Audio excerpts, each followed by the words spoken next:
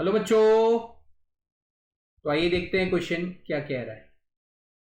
A bullet is fired horizontally from the rifle at the distance target, ignoring the effect of the air resistance.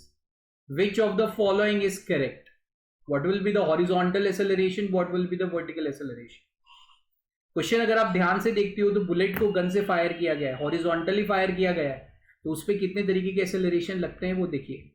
पहले तो visualisation देखिए, question के related एक visual रखा है, right? तो आपको पता चल जाएगा किस तरीके से बुलेट फायर और किस तरीके से वो जा रही है। थ्योरेटिकल हम यही कंसिडर कर रहे हैं कि बुलेट आगे जा रही है। पहला पॉइंट, एयर रेजिस्टेंस एब्सेंट है,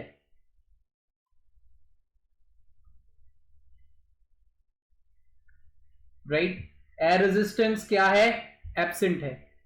तो वेलोसिटी ऑफ मतलब जो हॉरिजॉन्टल कंपोनेंट है वो इफेक्ट होने वाला नहीं है, क्योंकि हॉरिजॉन्टल एक्सेलरेशन तो है ही नहीं, राइट? जनरली क्या होता है, वेलोसिटी को बढ़ाने के लिए एक्सेलरेशन वेलोसिटी की डायरेक्शन में होना जरूरी है, और वेलोसिटी को कम करने के लिए एक्सेलरेशन वेलोसिटी के ऑपोजिट डायरेक्शन में होना जरूरी है।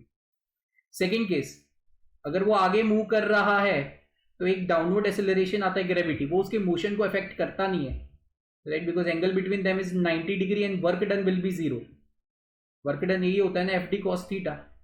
तो इसका जो वजन है M G, displacement cos of 90। तो वर्टिकल एक्सेलरेशन जो है वो उस पर कभी भी वर्क डन नहीं करता।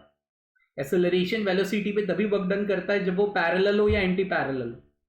तो सेकेंड केस में वो बिल्कुल भी वर्क डन नहीं करता, उसकी वेलोसिटी को बदलाव नहीं कर सकता, लेकिन एक्सेलरेशन तो एक्ट कर रहा है ना। हमें क्वेश्चन में ये थोड़ी बोला है कि भाई वर्क डन हो रहा है या नहीं हो रहा है, क्या मतलब है, लेकिन एक्सेलरेशन एक्ट कर रहा है ना। जीरो हॉरिजॉन्टल एक्सेलरेशन हो जाएगा एयर की एब्सेंस का, वर्टिकल एक्सेलरेशन नेगेटिव जी के बराबर हो जाएगा, मैग्नीट्यूड में 10, राइट? तो ये जो थर्ड आंसर आएगा, राइट, यहाँ मैग्नीट्यूड 10 हो जाएगा, ठीक है ना? minus is for conventions, right? So 0 and 10, the third option is a perfect answer to this specific question. Hope so this visualization helped a lot, right? बच्चा जी, आपको ये क्वेश्चन समझ में आया। Thank you and all the best.